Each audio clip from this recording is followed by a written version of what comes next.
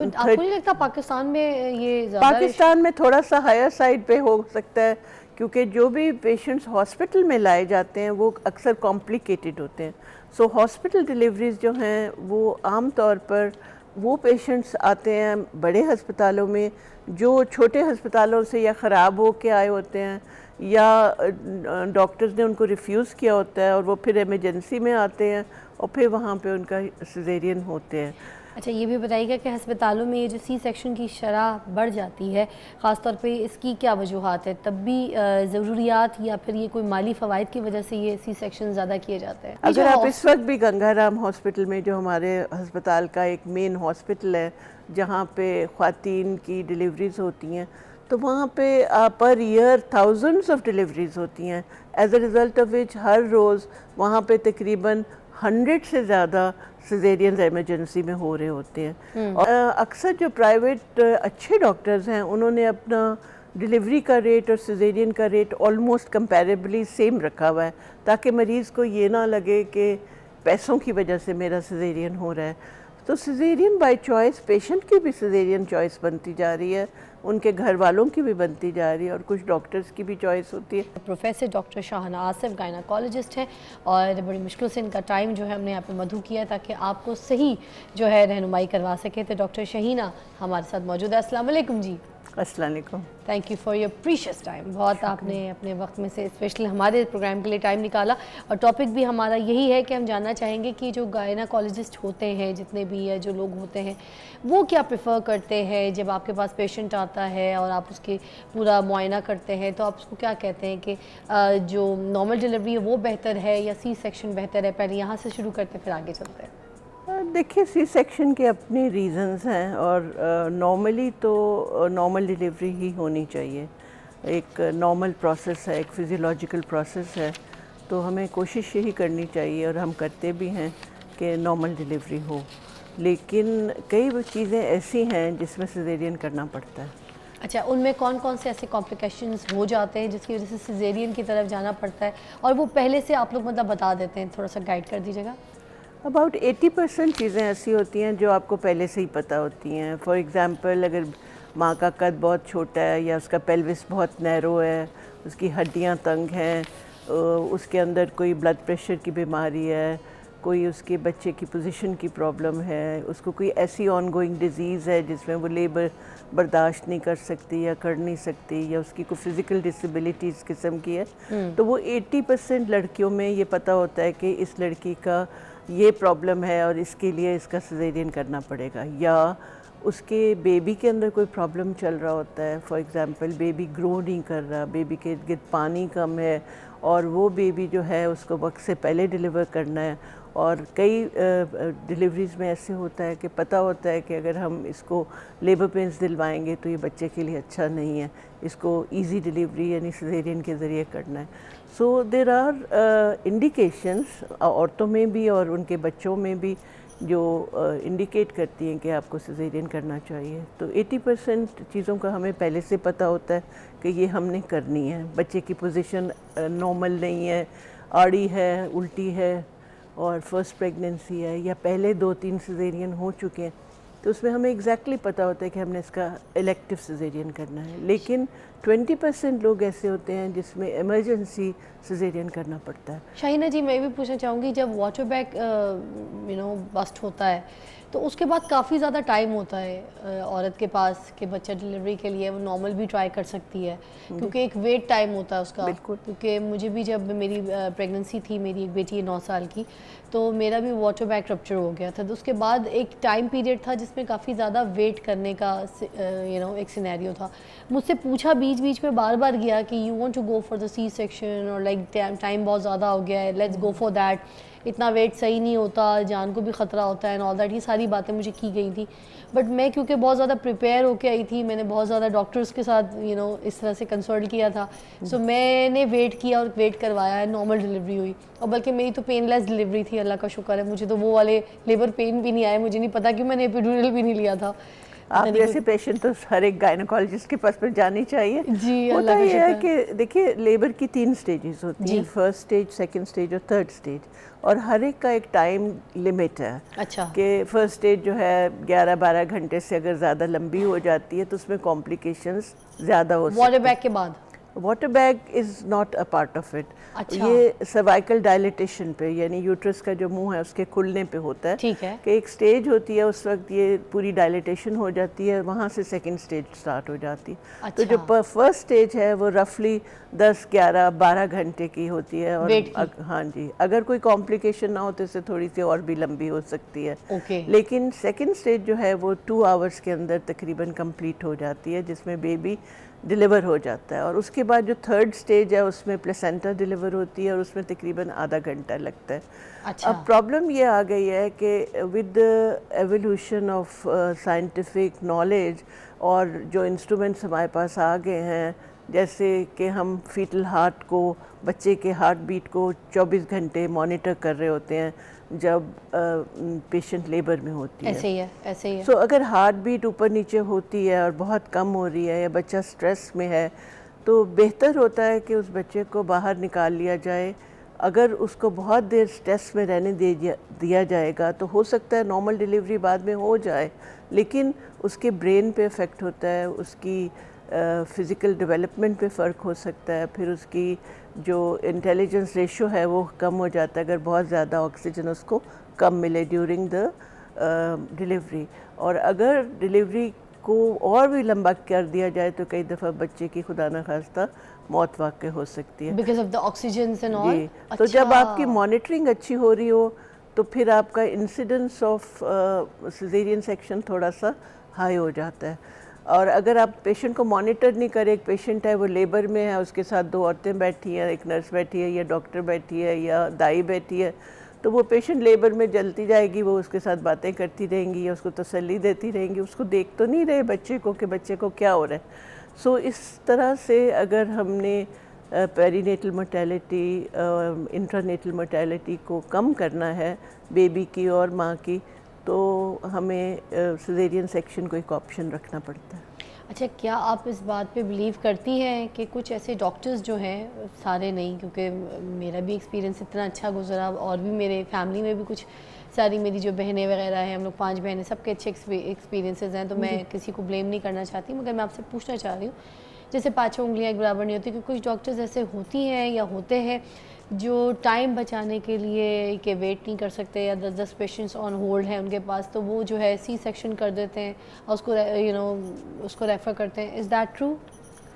That might be true in a few people। एक बहुत छोटी सी मिकदार है जो अपने टाइम को देखकर डिलीवरीज को करते होंगे, ज़रूर करते होंगे, लेकिन इसी तरह टाइम को देखते हुए बहुत से जो पेशेंट्स और उनके रिलेटिव्स हैं वो भी इस चीज़ को कैलकुलेट कर रहे होते हैं। जब पेशेंट के साथ उसकी माँ आती है या सास आती है या उसकी बहन या उसका हस्बैंड बाहर से, दुबई से, अब बहुत से ऐसे लड़कियां हैं जिनके हस्बैंड्स बाहर से आते हैं, वो आज पहुंचते हैं, कल रहना है उन्होंने या उनके जाने के दिन होते हैं, तो वो चाहते हैं कि इसकी पेशेंट की डिलीवरी इस डेट पे, इस टाइम पे की जाए। So it's not only the doctor, also the times have changed.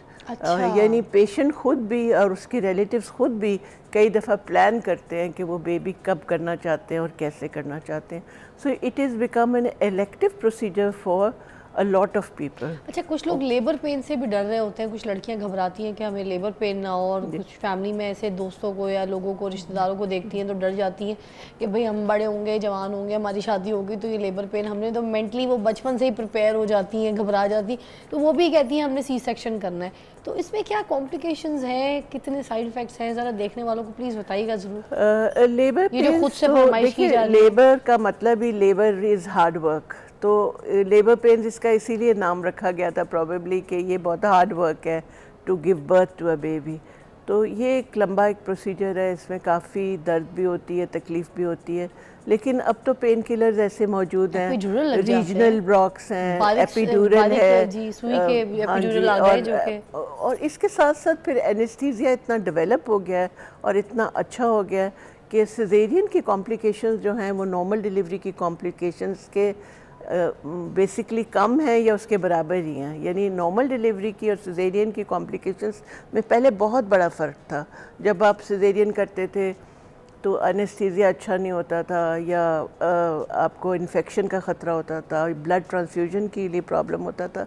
लेकिन अब ये फ़र्क ख़त्म हो गया है। अब कई लोग बहुत इलेक्टिवली सिजेरियन मांगते हैं। जो लड़कियां हैं वो कहती हैं जी हम आएंगे फ़लाँ डेट को फ़लाँ टाइम पे हमारा सिजेरियन कर दें, और हमने सिजेरियन ही करवाना है उनको। मगर बाद में वो कट का भी तो डिप्रेशन लोगों को रहता है ना, जिन लोगों के जैसे अगर ये कट ना लगे कुछ ना हो तो डेफिनेटली उनका एक पेट भी साफ रहता है, ये कोई जगह पे कोई निशान नहीं होता, कुछ नहीं होता एंड ऑल दैट। अब सिजेरियन की टेक्निक्स भी ऐसी हो गई हैं कि हार्डली उसका निशान रहता है, और अगर नॉर्मल डिलीवरी है फिर उसमें भी एपिजियोटमी का स्कार होता है, तो कई लोग उसको प्रेफर नहीं करते हैं। स्ट्रेच मार्क्स के कुछ निशान आ जाते हैं लोगों को। जी, स्ट्रेच मार्क्स तो एक अलग चीज़ है, वो भी हो सकता है। तो सिजेरियन बाय चॉइस, पेशेंट की भी सिजेरियन चॉइस बनती जा रही है, उनके घर वालों की भी बनती जा रही है, और कुछ डॉक्टर्स की भी चॉइस होती है। पेचीदगियाँ किस जगह पे आप ज़्यादा देखती हैं जब इस तरह से बर्थ हो रही होती है?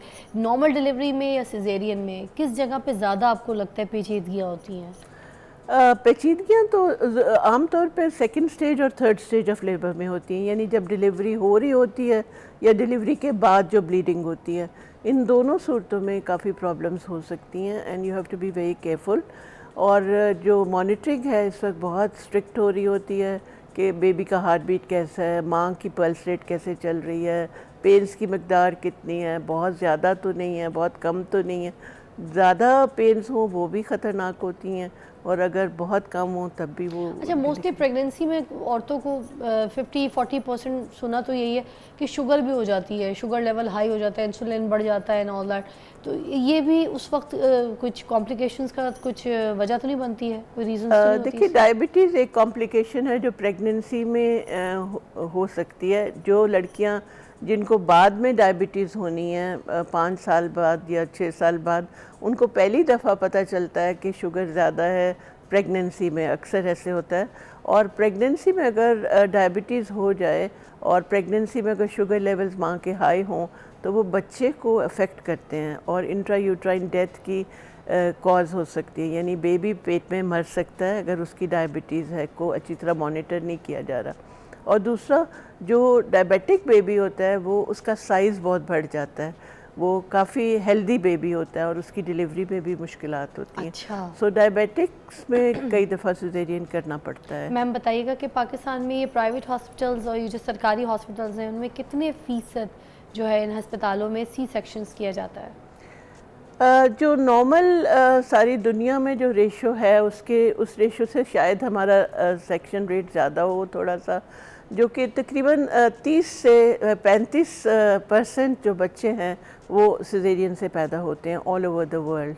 और तो आपको नहीं लगता पाकिस्तान में ये ज़्यादा पाकिस्तान में थोड़ा सा हायर साइड पे हो सकता है, क्योंकि जो भी पेशेंट्स हॉस्पिटल में लाए जाते हैं वो अक्सर कॉम्प्लिकेटेड होते हैं।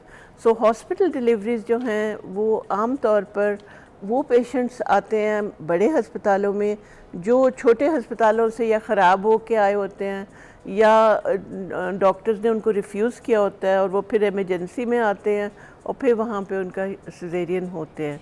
अगर आप इस वक्त भी गंगाराम हॉस्पिटल में, जो हमारे हस्पताल का एक मेन हॉस्पिटल है जहाँ पे ख़वातीन की डिलीवरीज होती हैं, तो वहाँ पे per year thousands of deliveries होती हैं, as a result of which हर रोज़ वहाँ पे तकरीबन 100 से ज़्यादा सिजेरियन इमरजेंसी में हो रहे होते हैं। और उनके जो बेड्स हैं वो इतने नहीं होते कि वो इतने पेशेंट्स को कोप कर सकें। इसी तरह लेडी विलिंगटन हॉस्पिटल है, जिन्ना हॉस्पिटल है, सर्विसेज है, इनके लेबर रूम्स में अगर आप जाएं दे आर ओवरफ्लोइंग, एक एक बेड पे 2-2, 3-3 मरीज़ हैं जी। और इतने ज़्यादा होने, अब डॉक्टर्स की तो यही कोशिश होती है कि ये नॉर्मल डिलीवर हो जाएं, मगर वो जब चूँकि वो रेफ़र होके आए होते हैं, चूँकि वो किसी न किसी प्रॉब्लम के बाद आए होते हैं, तो उनके सिजेरियन रेट जो हैं हाई होते हैं।